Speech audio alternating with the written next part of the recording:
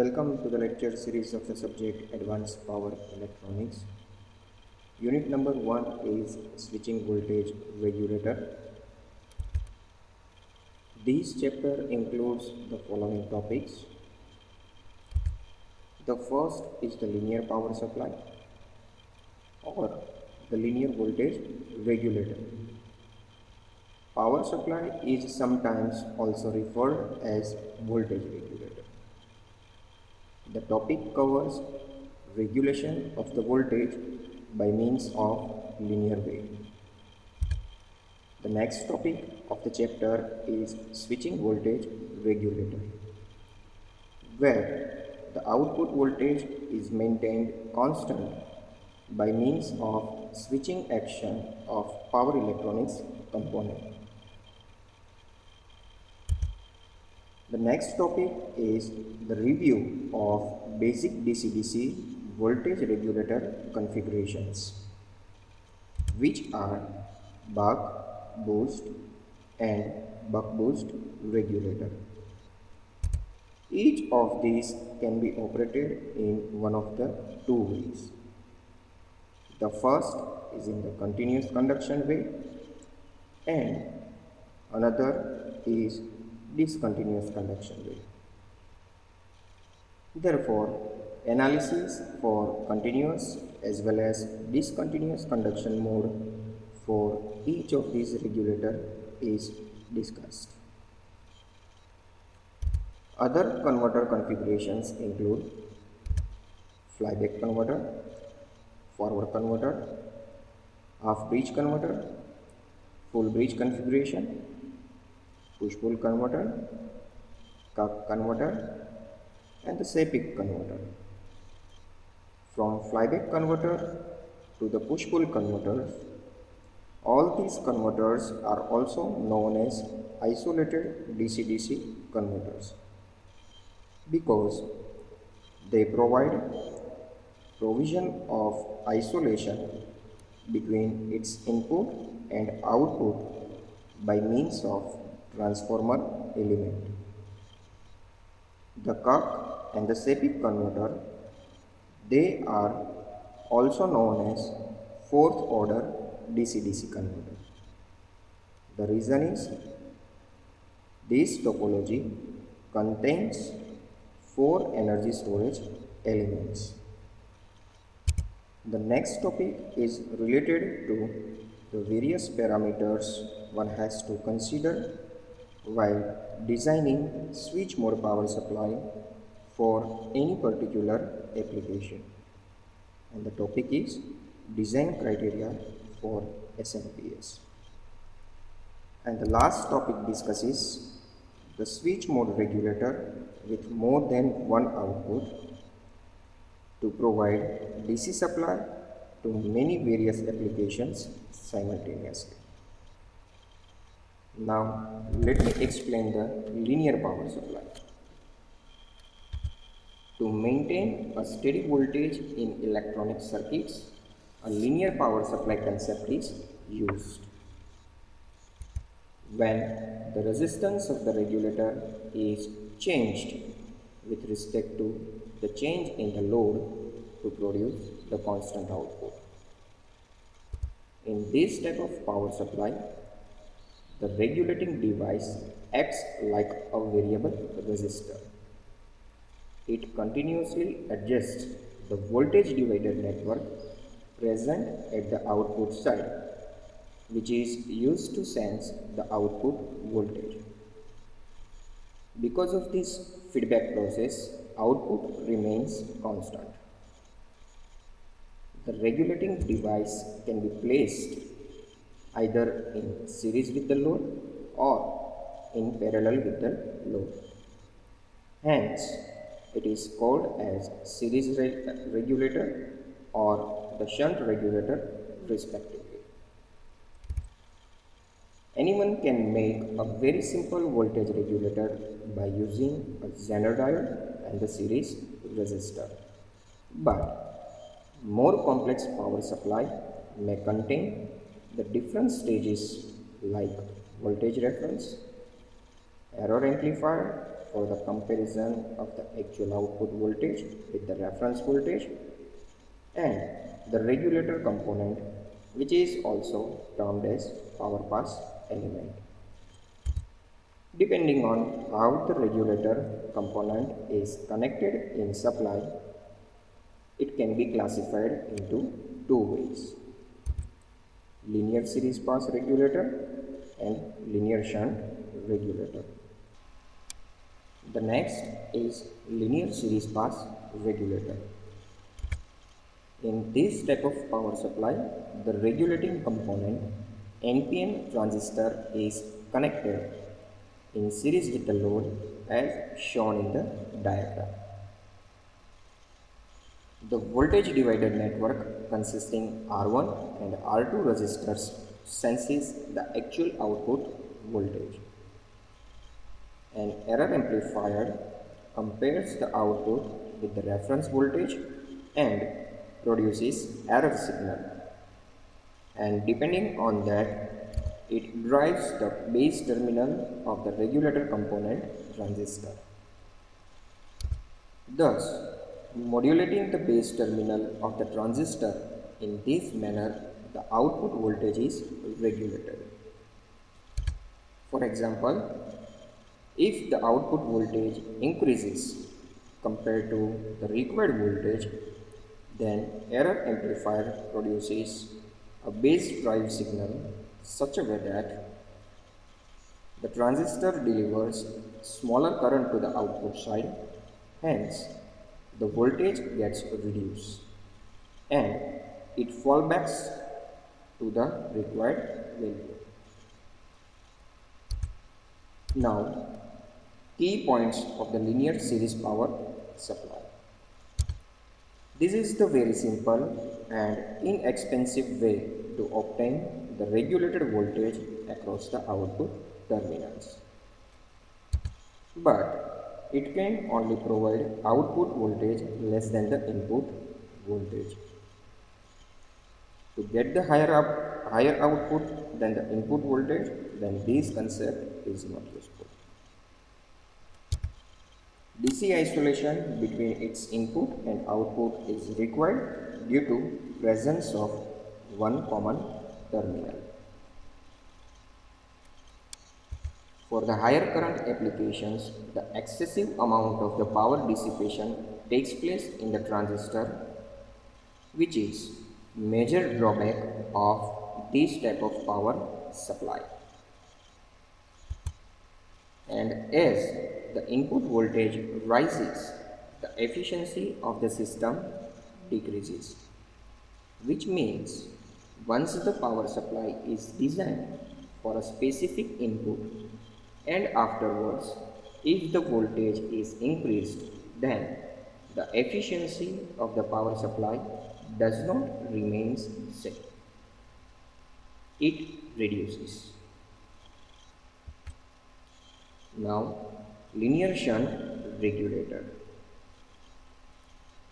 Here, the regulating component transistor is connected in shunt manner as shown in the diagram.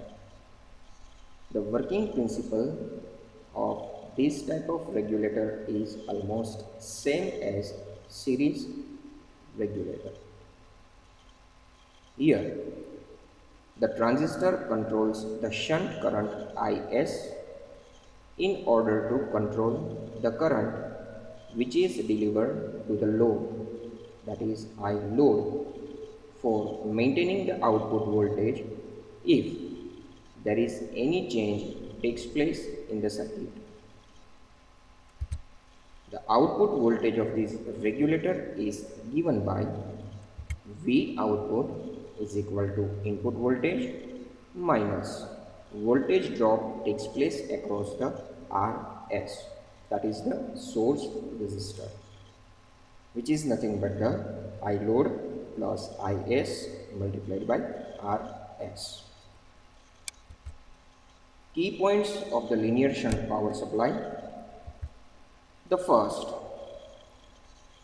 the regulator is less sensitive to the transients occur in the supply voltage. So that is the benefit of this shunt power supply. And because of that, it does not reflect transients in the load current back to the source. Another benefit of this type of power supply is it is inherently short circuit proof. However, as RS increases, the efficiency of the power supply decreases because of too much power dissipation in RS. In general, the efficiency of this type of supply is less compared to the series voltage regulator. The next topic is the switching voltage regulator. The power supply that works on the concept of the switching action of the power electronic component. The technical definition of the switch mode power supply says that it is a power electronic system which converts one level of electrical energy to the another level of electrical energy at the load side by switching action. In this type of power supply, the regulator is turned on and turned off very rapidly. And the duty cycle of this action decides the amount of the charge being transferred to the load. This is controlled by a similar feedback mechanism as in the case of linear power supply. In this concept, the power dissipation by the regulator component is almost zero because it is either fully conducting or switched off. Hence, its efficiency is very high compared to the linear power supply. Switching voltage regulator can provide output voltage higher than the input, and in some cases it also produces the voltage with opposite polarity, which is not possible in the linear power supply. This type of power supply is also available as integrated circuits form. The key difference between the linear power supply and the switching voltage regulator is the energy storage element inductor, which is mandatory component for switch mode power supply, but which is not the case with the linear supply. Now, basic components of the switching voltage regulator. The first is the power supply, which is input supply. The second is the controlled switch, and usually MOSFET, because it is a high switching frequency component. The third is the diode, whose role is to freewheel the trapped energy of the inductor. The fourth component of the converter is inductor, which is used for the energy storage purpose. And the last component for the switching voltage regulator is the capacitor, which works as a filter at the output side. These components are almost enough to make the non-isolated power supply. However, the additional component transformer is required for designing the isolated type switching voltage regulator. Now, the comparison between linear and the switching voltage regulator. The first point for the comparison is the power loss. So, in terms of power loss, the switching power supply is much better because the regulator component the power electronic switch operates either in cutoff or the saturation region, whereas in linear power supply, it operates in the active region of the VI characteristic of the switching component. Due to high power loss, the efficiency of the linear supply is poorer than the switching voltage regulator. As far as the power handling capability is concerned, then switching power supply can handle more power than the linear one. So for higher power applications, switching voltage regulator is preferable. Switching power supply incorporates the MOSFET, which works on the higher frequency. Due to that, designing of other components becomes simple, and hence the size and the weight of the inductor and the transformer will become less. That is not the case in the linear power supply. The next point for the comparison is the transient response. So the transient response point of view, the linear voltage regulator is much better than the switching power supply. For lower power level, linear voltage regulator is cheap. However, for power level above few watts, the switching voltage regulator is better. RFI, radio frequency interference, that is less in the case of linear supply, but in switching power supply, the switch is operated at higher frequency, so the radio frequency interference, which is RFI, is more. Loss takes place due to the switching action is high in the case of switching voltage regulator compared to linear power supply. The reason is again the MOSFET switch is used in construction of switching voltage regulators.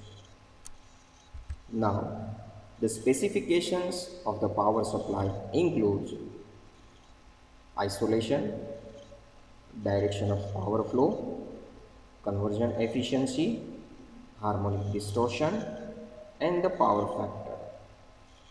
These 5 parameters are most important while designing as well as choosing power supply for a specific application. One has to look for whether the power supply provides the isolation between input and output or not, whether application demands unidirectional power flow or the bidirectional power flow. Based on that, power supply must be chosen. As far as the quality of the power supply is concerned, then the conversion efficiency plays a vital role. In case of AC power supply, harmonic distortion is the key factor to decide the overall efficiency of the converter. And power factor also plays a major role in the power supply specification. Now let us go through the power supply classification.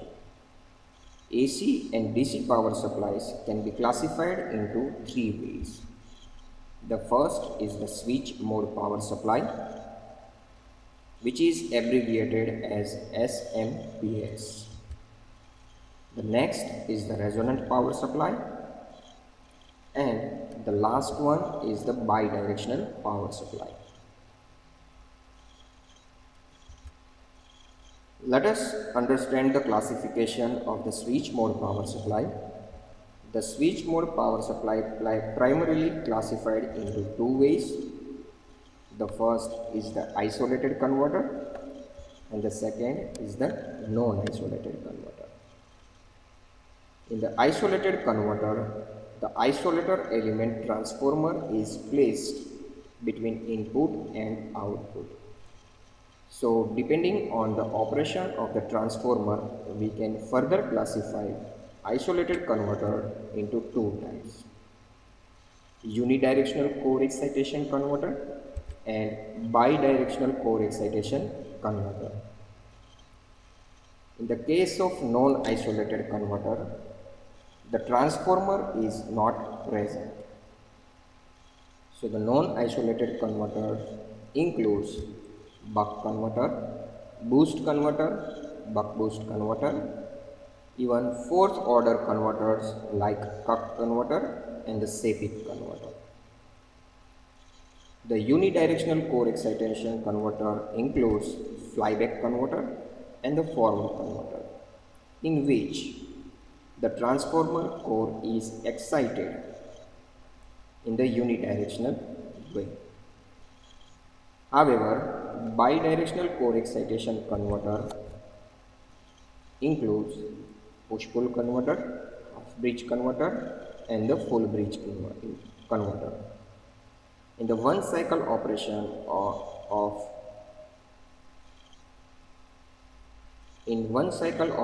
this converter, the transformer core is excited with the positive polarity, and in another mode it is excited with the reverse polarity. Because of that, they are also known as bidirectional core excitation converters.